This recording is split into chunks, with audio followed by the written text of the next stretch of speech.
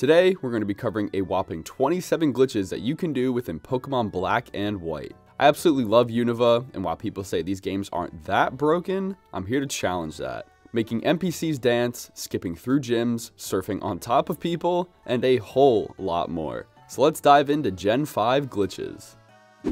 Let's start off by showcasing a strange bug in Nacrene City. In the top left section of the town is this cafe. All we gotta do once we enter is turn around and interact with what's supposed to be the door to leave. Instead of doing nothing, it will read, "It looks like a cabinet full of Pokemon goods." For some reason, the center and right tiles of the exit will display this text if you press A while facing it. It'll also occur on the wall to the right as well. It's very strange as there is a cabinet in the opposite end of the room that will read this same text. So maybe there was supposed to be another cabinet here at some point in development, and the entrance was going to be on the bottom section with the white tiles, and they just forgot to remove the text from here. Who knows, but there are going to be a few other oddities like this that showcase changes that the developers may have made before the final release.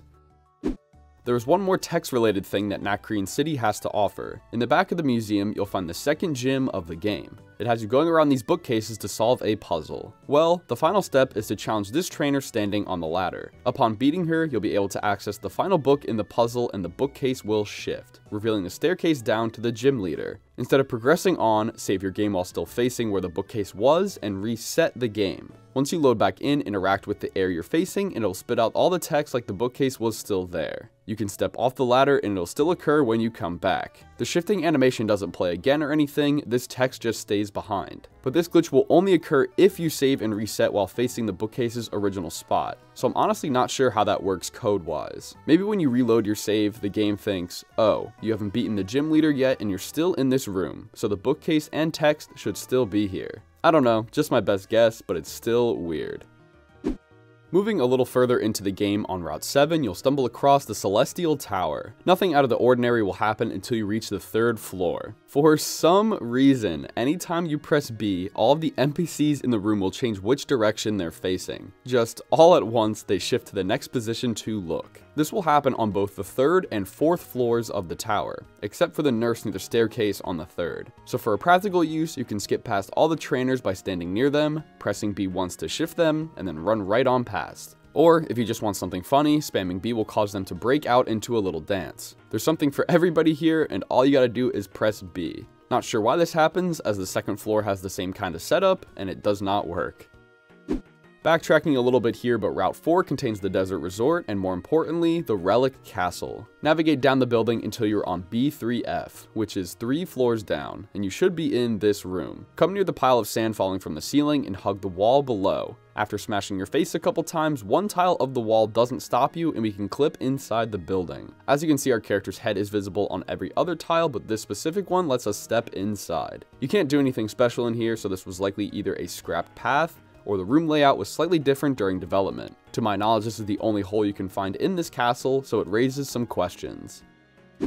Didn't really know where to put this glitch as it involves the Liberty Garden, so it's going in with the other landmarky areas. To access this area, you'll have to have the Liberty Pass, which, you know, was an online event item only distributed between March 6, 2011 and April 10, 2011 in North America. This was only a few months after the game's initial release, so classic Nintendo, much like the Darkrai event in Diamond and Pearl, if you didn't get it over 10 years ago, too bad, so sad, you just can't access an entire area of this game. This also means you can't catch Victini, who is found on the island. Why they thought these types of events were a good idea is beyond me. Like, why would you limit an entire Pokemon and section of the game's world to people who, 1, just so happened to connect their DS to Wi-Fi within a month time frame in 2011, and 2, have people actually know about this dang event, as again, this happened in 2011. Kids don't follow Nintendo on Twitter or read the newspaper. How would some of these people even know? Stop complaining!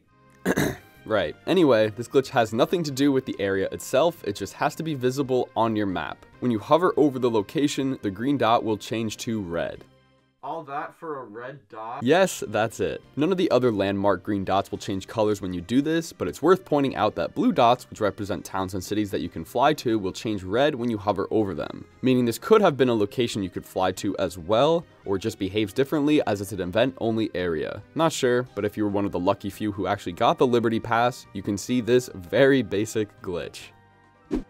Okay, that was way too much explanation for such a minor thing, so I'm going to make it up to you by showing you how to stand inside NPCs. This is one of the more known glitches in this game, but it doesn't mean it's any less fun. What we need is an NPC standing right next to a section of water, like here on Route 6. We then need to surf on the water and travel in the same direction for at least 4 tiles. This will give us enough speed that if we pull a sharp turn towards the NPC on land, your character will hop up and clip inside them like they aren't even there. This just looks funny as we can pivot around inside the person. You can't interact with them, but we aren't stuck either. We can just walk out or begin surfing again. Like I said, the only real setup is that we have to be surfing at max speed and then turn 90 degrees instantly. So you need a bit of a run up as it takes a few tiles to reach that. Another spot I found this works in is under the village bridge with this lady. So start a little ways down, hold up, and then a sharp right when you're in line with her. While this glitch does seem like it could allow us to clip inside walls and buildings that are near water, I don't believe it's possible. Something is different with the NPCs that allows this glitch to work. Still, I kind of enjoyed it and allows us to get a little more entertainment out of the game. The 7th gym in Unova is located in Icirrus City. Icirrus?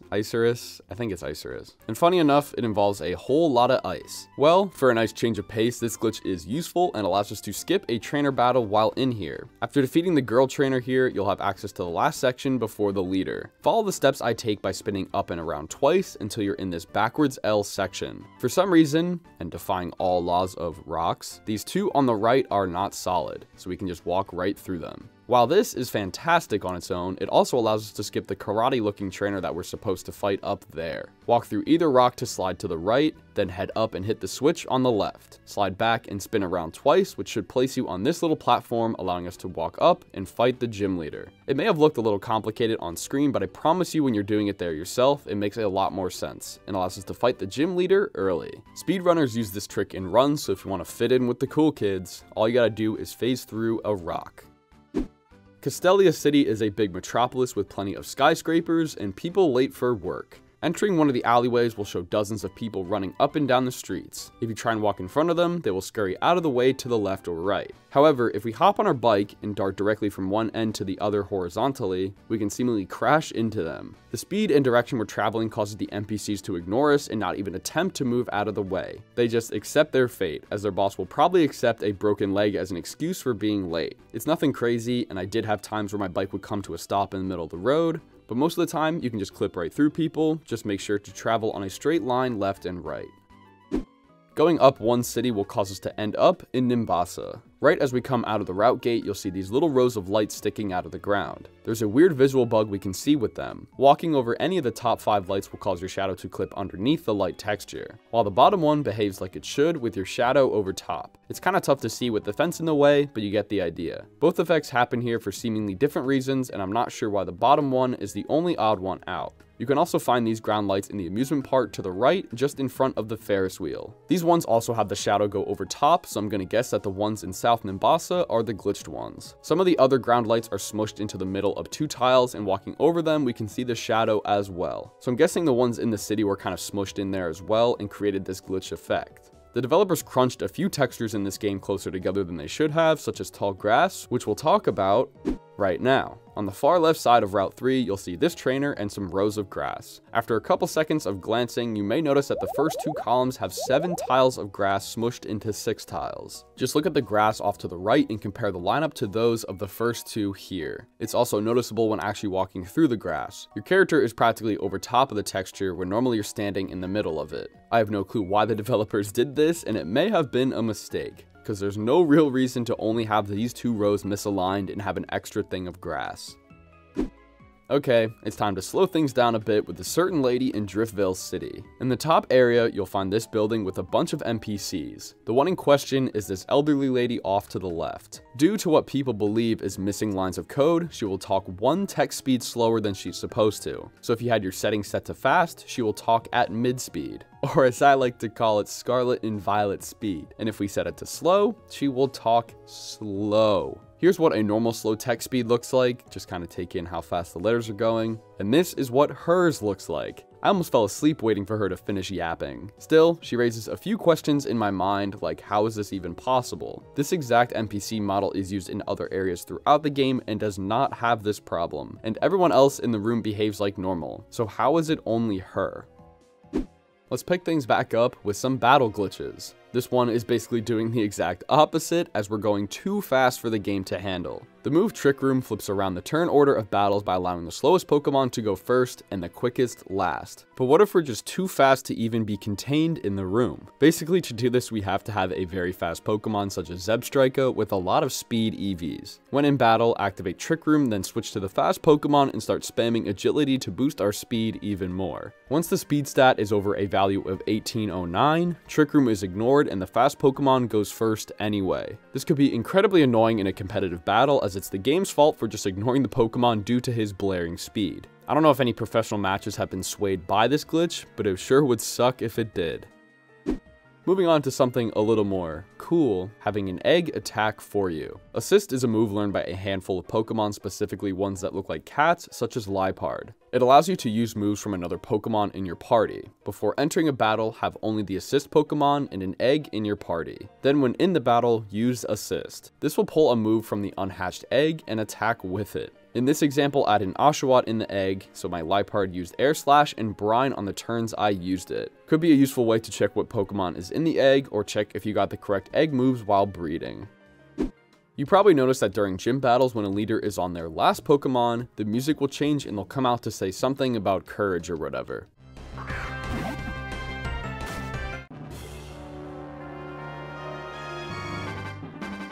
The music gets all fast and intense, but if you really hate this track, there's a way to never trigger it at all. When killing the second to last Pokemon the leader has, use a multi-turn move like Rollout. When they go to throw out their final Pokemon, since the multi-turn move kind of skips over the option for you to input anything and just rolls over to the next turn, this also skips over the trainer being allowed to come out. So the music never changes and stays on the opening track until the battle is over.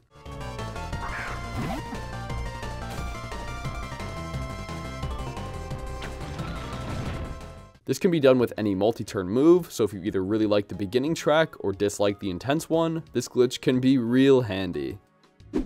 Ever wanted a Pokemon to just never attack you again in battle? I'm sure you have, and it's possible during double battles. Have one Pokemon with the move Skydrop and another with the move Gravity. Use these two moves on a single Pokemon with Skydrop going first, followed by Gravity. Skydrop brings the Pokemon up into the air for a turn, while Gravity is supposed to ground everything. However, this creates a glitch state where the game thinks the targeted Pokemon is stuck in the air, and is never given the option to attack again. As you can see here, the following turn it goes around to Articuno, Dusknoir, and Pidove, while Blitzel is completely ignored, turning them into a sitting duck. This effect can last multiple turns until the Gravity effect ends, the Skydrop user is swapped out or killed, and obviously if the targeted Pokemon is killed. It's actually pretty useful, and again makes me wonder if any competitive matches abuse this glitch to completely freeze a Pokemon.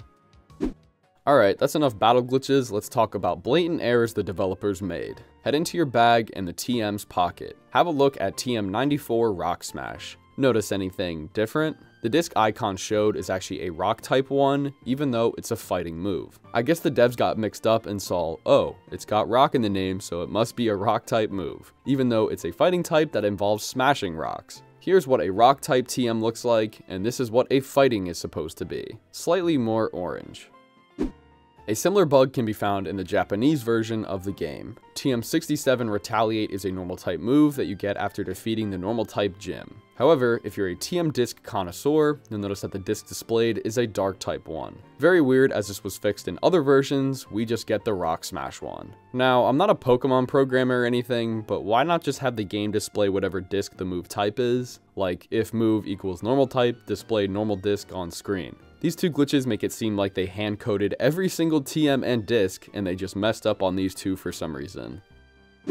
Sticking with Japanese-only glitches, we got two more that were just too good not to show. In Nimbasa City's gym, there are these carts riding around on tracks with trainers inside. Well, the last trainer, Lady Colette, can be found on the orange track. Begin battling her and then lose on purpose. So sorry, you gotta swallow your pride here for a second, but it's worth it, trust me. Black out and travel back to the gym. Upon getting back to the same point, you'll notice, yeah, Colette is just standing on the track. She knew you'd come back, so she wanted to look as intimidating as possible. Activating the switch again will cause the cart to activate and, oh god. It will run over her, and if you aren't standing close enough to battle, it'll drive off. Upon actually initiating the battle, a duplicate version of her will appear in the cart, hop out, and fight you. So that's creepy. I wonder if we keep losing, can we just infinitely duplicate the lady and create a million copies of her? Alright, the final Japanese exclusive is one you probably shouldn't do anyway. Opelucid City Gym contains this neat dragon statue that we can run around on. On the very end of its tail, which can't be interacted with obviously, but if you go into your menu and try and use surf with a Pokemon in your party, it'll allow you to do it. We're now surfing on a 1x1 tile in the air and cannot move. You aren't even allowed to go back on the tile you started from, so we're officially stuck. The only way to get out is resetting your game from a previous save. So whatever you do, do not save here while surfing on this tile. This would legitimately break your game and you'd have to delete your save file to start all over again. And since this is the 8th and final gym leader, I really don't think you want to do that. Just a guess though, maybe you do. I don't know. Switching back to the English version, this one takes place a mere 3 steps next to the glitch we just showed. You can't surf here in the North American version, but the ramp right next to the dragon's tail has missing collision on all sides, allowing us to walk on air. Again, is only 1 tile, but can be done on both sides of this ramp. The ramp is less steep than the other ones found in the gym, so maybe this was a special case and they just forgot to add walls to the sides. Either way, this one does not get you stuck, so feel free to walk around and even save your game in here. We can always walk out and continue on. Sorry, one more small thing in Opelucid Gym. The podiums at the front of the building have 1 tile that can't be walked on. For some reason, we just stop a step shorter than we reasonably should. My only guess is that these podiums are placed in the middle of 2 tiles. As you can see me walking around them, they're not exactly on either one, so it causes us to just be blocked. You can still read them like normal, but again, it's odd that only this gym has this problem. Stepping outside the gym for some fresh air, let's do a music-based glitch. Some areas throughout the world will have these NPCs playing instruments. While they do look cool, they can also add music to the already existing background track. You can only hear it while standing pretty close to them, so try and listen for the difference when I run far away from them. It's that near note you hear in the music.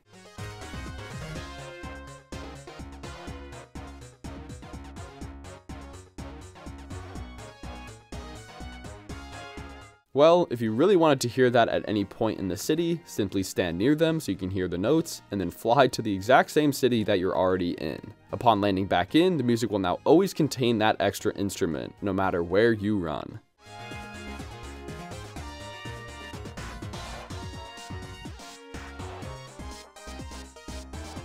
This will last until you either leave the city or enter a building. This can be done in a few other towns such as Nacrene City. Just find a player and fly to the same place you're already at. Another neat music trick can be done when entering caves and underground sections. Places like the Dreamyard, Wellspring Cave, and Chargestone Cave will slow down the current music to create an eerie atmosphere. Have a listen.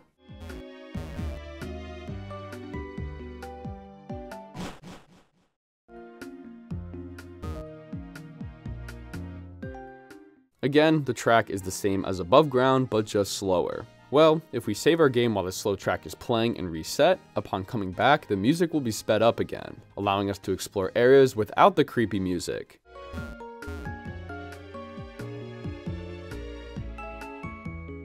This can be done in any of the areas that slow music down like this, so try it out for yourself. Since I'm already in the Dreamyard, here's one more oddity that takes place just above the staircase we've been hanging out around. I'm not sure why, but this row of tiles to the left of the staircase cannot be walked on. There's just an invisible row of 3 tiles blocking you from moving. My only guess is that's supposed to almost act as a fence so you aren't just standing right over this pit and fall down, but you can stand on the side here, which is basically the same thing, so why even add it in the first place? Just strange, it may not even be a glitch, but I don't like it.